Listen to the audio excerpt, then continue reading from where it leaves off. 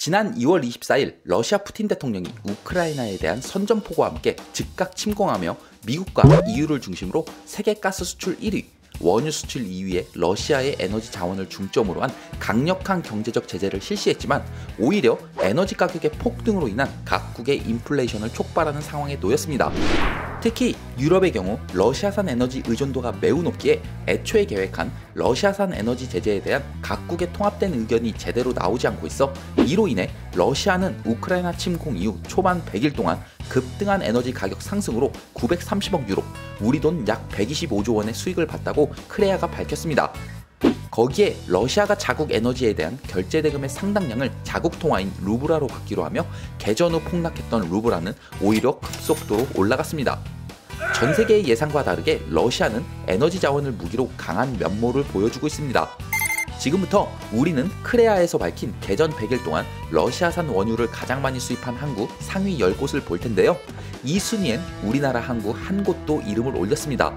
국제적인 러시아산 에너지 제재에도 불구하고 우크라이나 침공 초반 100일 동안 어떤 곳들이 바쁘게 러시아산 원유를 수입했는지 살펴보겠습니다. 10위는 중국 산둥성에 위치한 란사낭이 14회 선적에 1578킬로톤을 수입했습니다. 9위는 이탈리아 본토가 아닌 마피아의 본고장으로 유명한 시칠리아 섬의 산타파냐지아로 14회 선적에 1611킬로톤을 받았습니다. 이탈리아 국영 에너지 기업 에니는 이미 러시아 루블화 계좌까지 개설을 완료했습니다.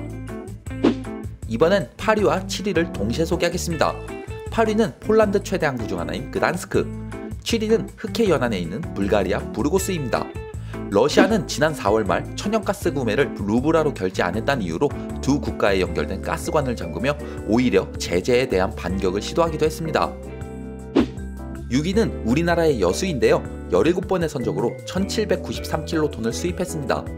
여수항은 1960년대 말부터 계획해 건설된 국가 산업단지로서 손꼽히는 석유화학 단지로 유명합니다. 대표적으로 GS 칼텍스가 이곳으로 원유를 받아 정제하는데 전세계 정제 공장 중 단일 공장으로는 4위 규모를 자랑하고 있습니다. 5위는 터키의 아나톨리아 반도 서쪽에 위치한 렘누트 베이 항구입니다. 16회 선적에 약 1900킬로톤의 원유를 들여왔습니다. 4위, 인도 서북부 구자라트주에 있는 시카. 20회 선적에 2624킬로톤을 수입했습니다. 시카가 있는 구자라트주는 인도의 국부와도 같은 존재인 간디와 현 인도 총리인 나렌드라 모디가 출생한 곳이기도 합니다. 3위는 1960년대 네덜란드 로테르담 항구 서쪽에 위치한 인공적으로 만든 항구 마스블라크트입니다. 32회 선적에 3645킬로톤을 수입했습니다. 2위, 이탈리아 동북부에 자리한 트리에스테 항구가 순위에 올랐습니다.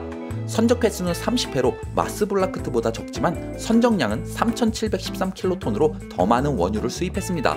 슬로베니아와 접경 지역에 위치한 곳으로 트리에스테에서 수입한 러시아산 원유는 내륙 국가인 오스트리아와 북부에만 바다를 연하고 있어 남부 지역은 트리에스테가 더 가까운 독일에도 많은 양의 원유가 흘러들어갑니다.